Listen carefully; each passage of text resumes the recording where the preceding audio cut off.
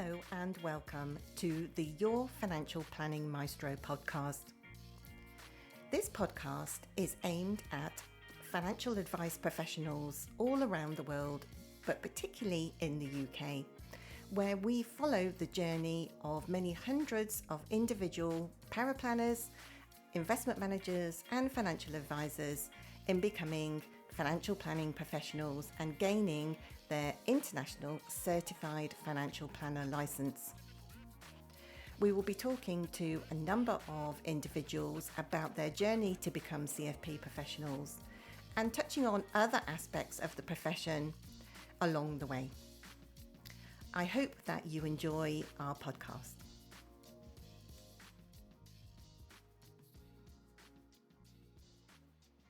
Hello and welcome. I'm Jackie Lockie, your financial planning maestro.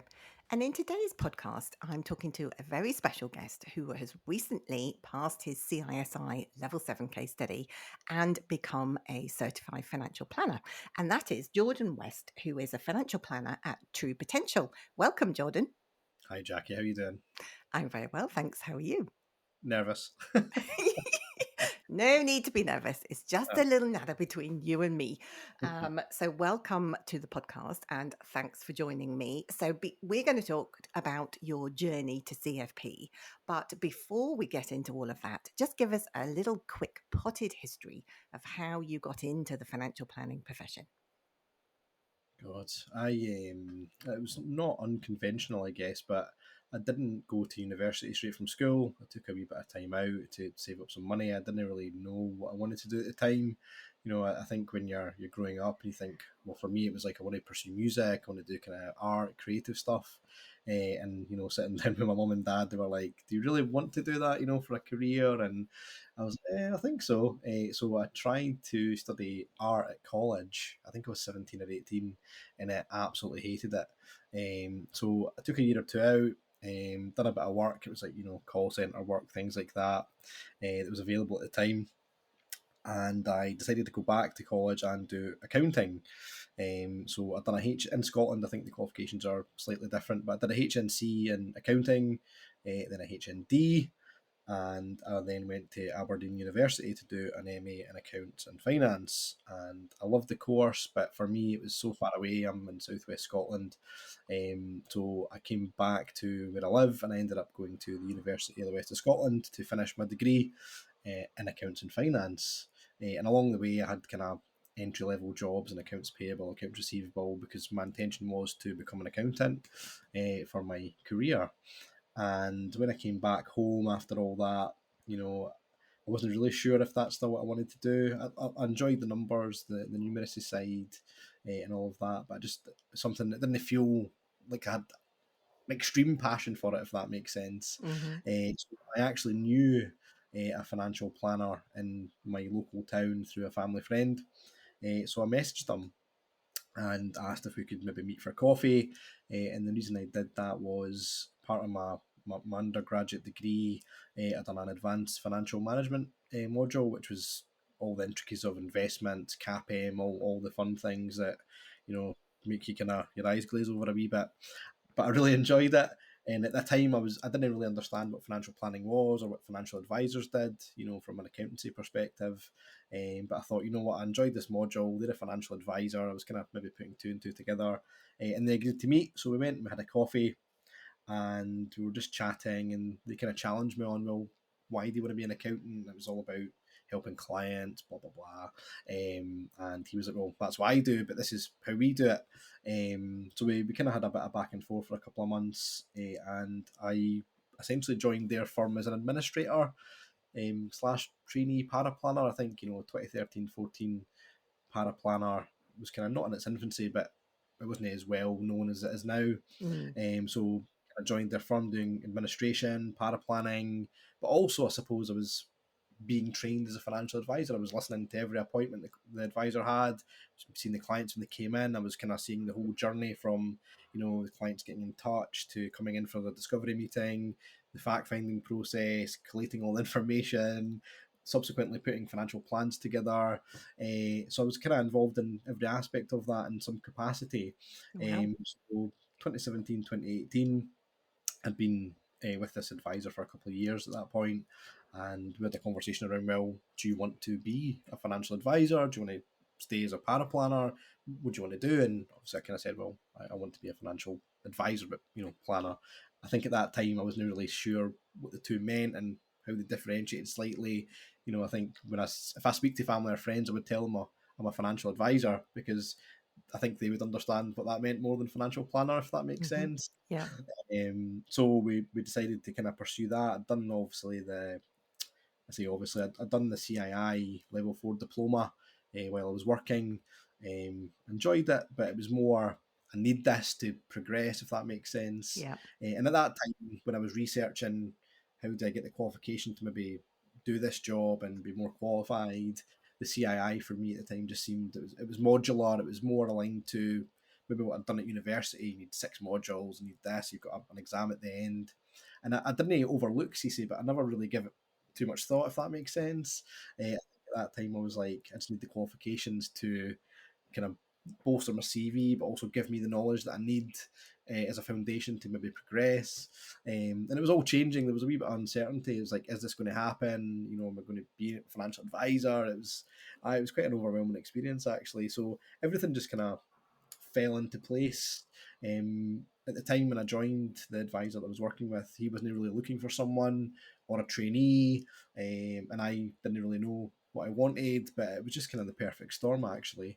Mm. And we're still working together now, so it's worked really well. No, that's fantastic. That's great to hear, and great to hear that the quite one thing that I know about the financial planning profession is there are so many people, so many financial planners offering their time for free to help people like you out in their early stages, and to give people a taster of what it's really like being a financial planner.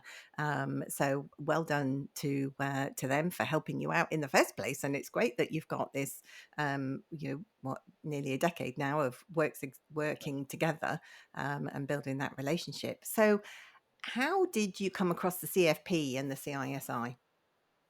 I think I never really utilised LinkedIn. I still probably don't at all, but I think when you're creating your professional bio, that kind of image, the landing page for maybe clients to discover you, I was starting to use it a lot, networking on it, and I'd seen CFP, TM, CFP, and I was like, what is that?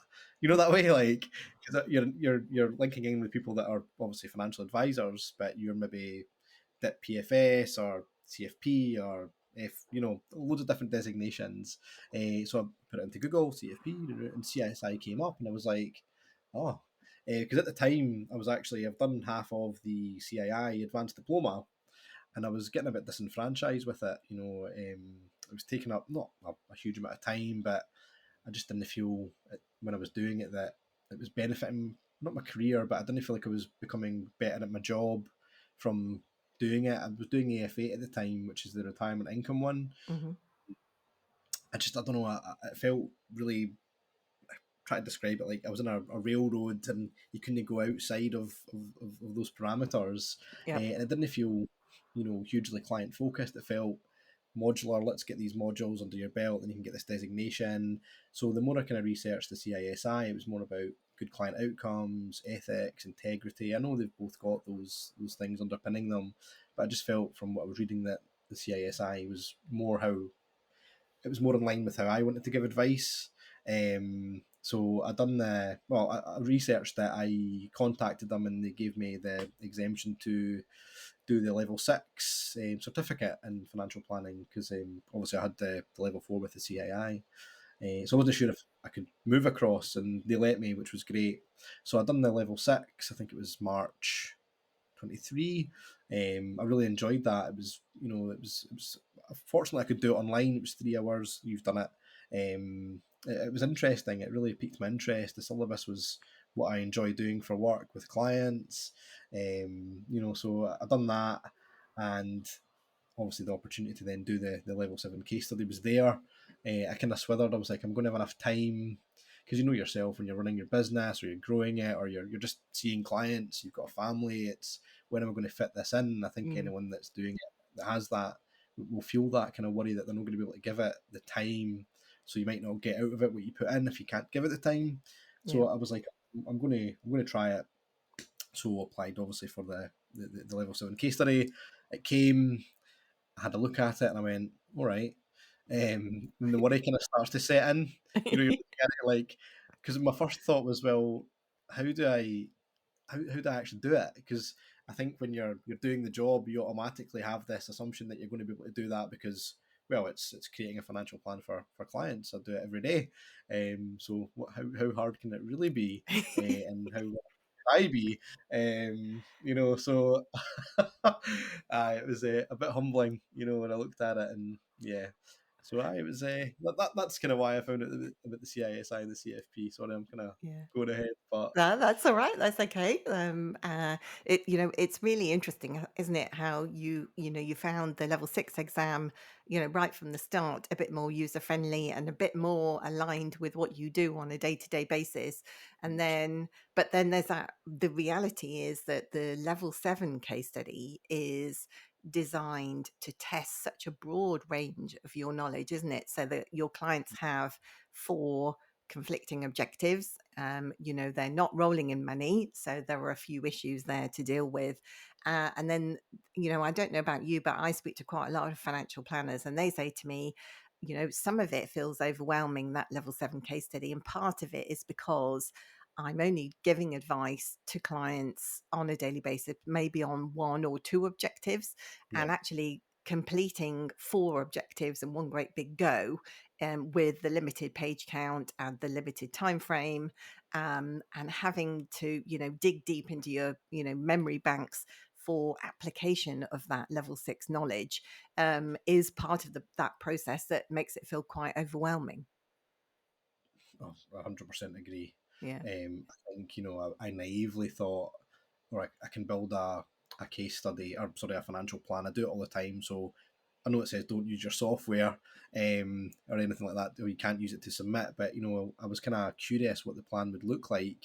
So, when you look at, I suppose, client details in practice, you kind of maybe have a rough idea how a financial plan might look, Yeah. if that makes sense without, because once you know what their assets are, that kind of thing. So I was like, I'm going to build it into the software and see what it looks like. So I did that, and I was like, oh, it looks okay, but I've only achieved one objective. So 3 what if more I to want this go. objective? And there's just not enough input to achieve all the objectives using, I suppose, what would be a limited software, because I feel it's the case study is the most in-depth financial plan I've ever created, and Mm, obviously it's intended that way, but you yeah. kind of go, actually, the advice I've been giving has been, I think, great, but I've never really been this deep, when you're doing national insurance calculations manually, and it's just, you feel like you really actually know the clients, even though they're fake, because you're Yes. spending so much time thinking about their financial plan and Yes. their assets, and what they want to achieve, and how do you actually do it. It was quite strange. Yeah, and dreaming about them, and wanting to throttle them, and why couldn't you have Uh, another conversation with them and all of that kind of stuff. do you really want a boat? Are you sure? I Are mean, the you mooring sure? fees, they really want a boat. They really wanted a boat. No, so it was amazing actually. Looking back now that you've achieved it, I think it's when you're in the midst of it, you can't really appreciate how much work you maybe put into it and how it will Mm, maybe shape you. And it was yeah. looking back and talking about it, because I've not really. This sounds maybe silly, but when I passed, it was more about, oh, I really want to print my certificate off and update my LinkedIn, and like it was all quite vain actually. But I've not really thought about how it's changed me and how Yes. much I maybe appreciated the process Yeah, until you're talking about it. So yeah, absolutely. So, yeah. going back to when you received your case study, Mhm. how, you said that you ran it through your own proprietary software, and then how did you apply that to the approach for your case study itself? When I looked at it and I was kind of reading the learning outcomes, and I got the syllabus, and then I got the kind of the marking schedule, and you're trying to marry it all up and what I actually need to do, I got a bit overwhelmed. I was like, there's no way I'm going to be able to actually write all this, like you touched on in the 60 pages with the 1.5 spacing, with your workings, with the suitability report. I just kind of thought there's no way I can actually do that. And I kind of knew that I wouldn't be able to do it myself on the first go, if that makes sense, Hmm. without seeing how someone else had maybe approached it, or how it had been done in the past. And I think the fear for me there is, if you're looking at what someone else has done, you're not doing it for you. You're not going to learn. So I was kind of Googling help with CISI Level 7 financial planning case study, and you'd came up. So I was like, you know what, I'm going to get in touch. So I did, and I kind of watched some of the videos on the website and why it would benefit us to use your company for the support.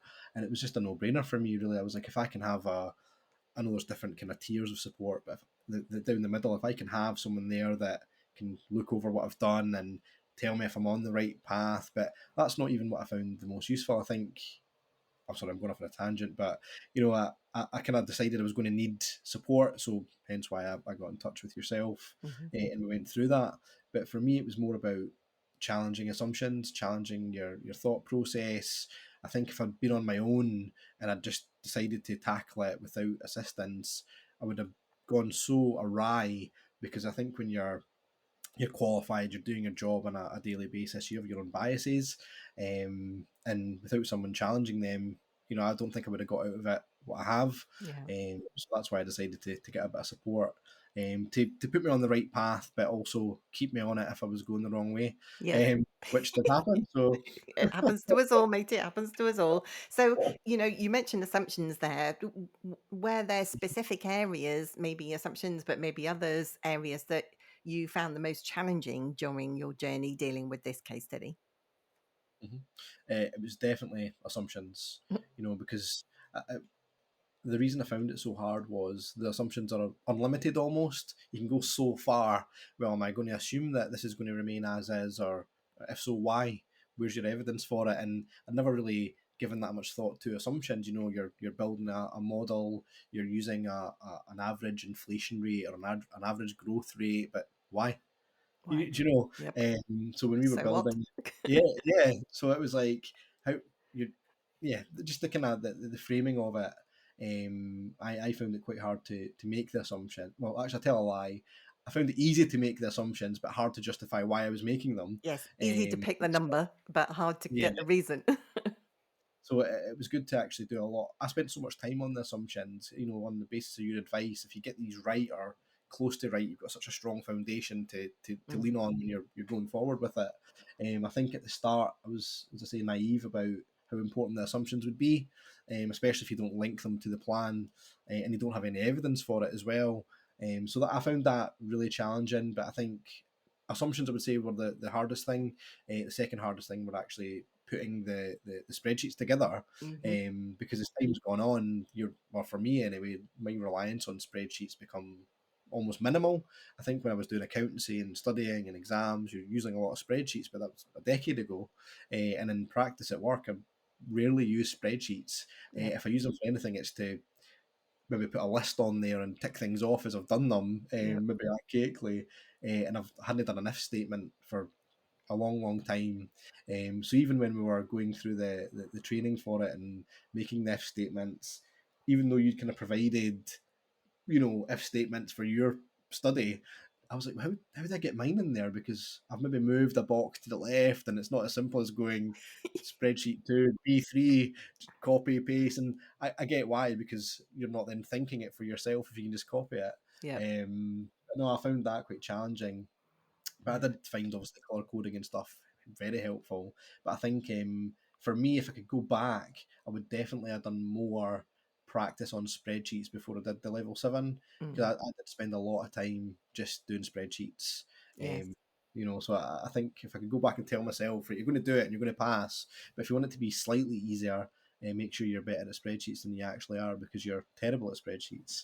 Um, Yes, and I didn't, slightly I less suppose, painful. oh, yeah.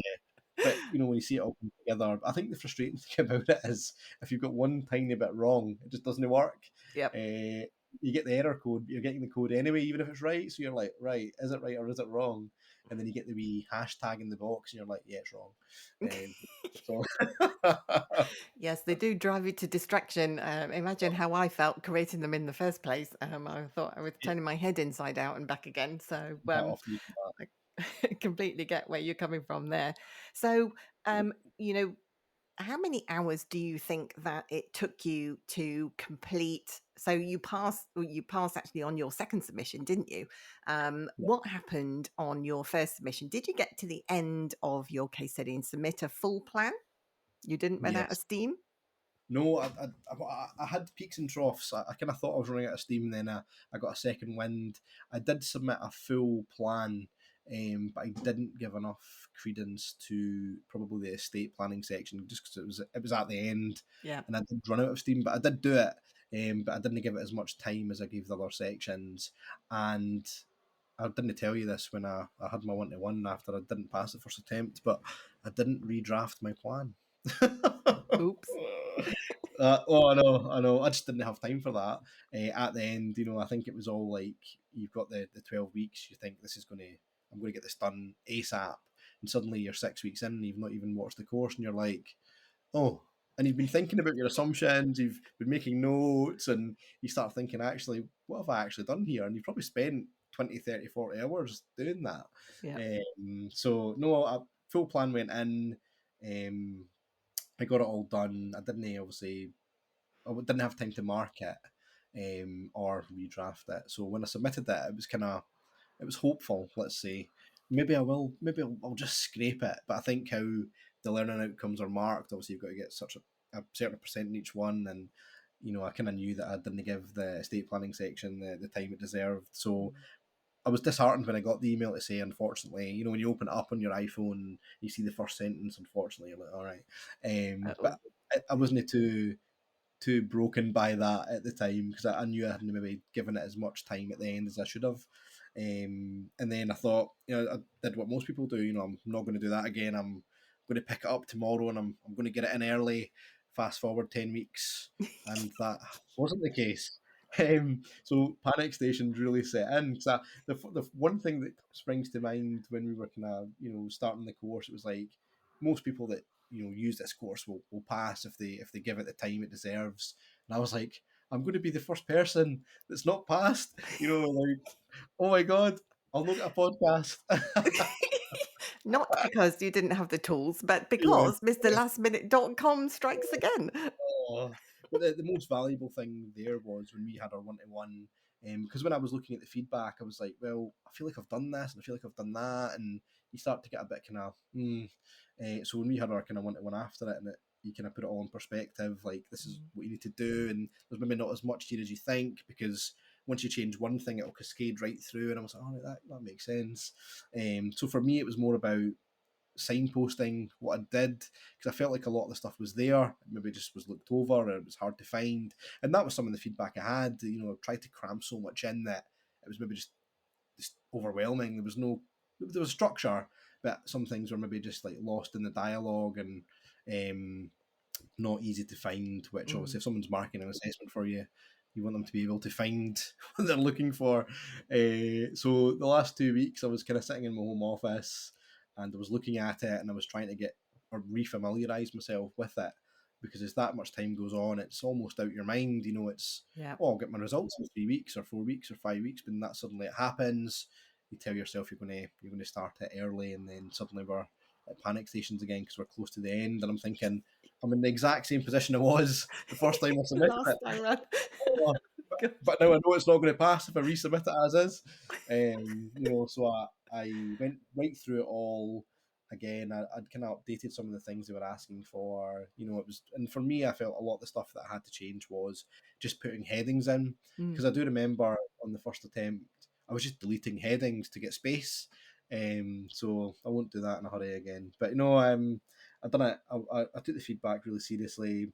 I actually totally changed the estate planning section because I felt that was like damage control. I was like, if I change something at the start, everything right through is going to be different. But Yeah. this is the one section I've maybe not changed that I can actually change now without having an impact on the rest. Yeah. Yeah. So I just redone all of that, and I redone the whole section for that in the actual suitability report. And then I kind of went back through and made sure that everything was tied together in a nice bow, and it all made sense. And then I sent it in at 3 minutes to 5, like Mr. Last Minute is. And I was like, what if it no sense? So I was furiously like checking the outbox to make sure that it went. Because I was like, what if it's 5:01? What if I've got to phone them? Do you know Oh, what, Jordan? There is always one person. oh, I And this know. time it's you. It's You're always very me. lucky because I've had people who have done their first submissions and some resubmissions where their PCs crashed and like blown up in the heat, and they've ended up running around to neighbour's PC. Or I think one person, his wife was an accountant and she was at work, so he jumped in the car at like 4:30 in the afternoon and raced around to her office so he could email it from there because he was having a nervous breakdown. So you're very fortunate that your PC worked. But yes, I'm Oh, definitely going to rechristen you. I think your middle name needs to be mrlastminute.com. oh, But well done for. But so you passed on your second yeah. assessment, which was absolutely fantastic, considering all of the journey that you've been on. So Mm. tell me, how many hours roughly do you think that it took you to do the whole thing from start to finish? I think with the thinking about it, the waking up at 6 in the morning, thinking about it, writing it, talking about it, trying to get my wife's attention to explain it to her when she's looking at me like, why do I need to know about this? All of that, writing it, redrafting it, resubmitting it, I would say easily 150 hours, Yeah, easily. yeah, I think there's nights I sat and I'd wrote maybe 2 paragraphs, but I'd been on Google for 2 hours looking for what's going to happen to the ISA allowance in 2030 in the UK, and why might that be the case, and how can I get evidence for it? So yeah, easily 150 hours, yeah, easily, if not yeah. more. I didn't keep a proper track of it, but if I went back and could see, I would think it'd be more than Of that. that But region. I could, Yeah. yeah. And so, looking back now, like you've said, you haven't had much chance to look back. Has it changed, and do you think it will continue to change? Has it changed you as a planner, and has it changed the way that you do business with clients? 100%. I wouldn't say how I interact with clients. That's remained, and the way it is. But I think when I'm looking at client information and I'm putting a financial plan together, I'm definitely more involved in my mind about how important their priorities actually are. I would never say I've been transactional, but someone says I want to retire at 60 with this amount of money. Why? What are you going to do?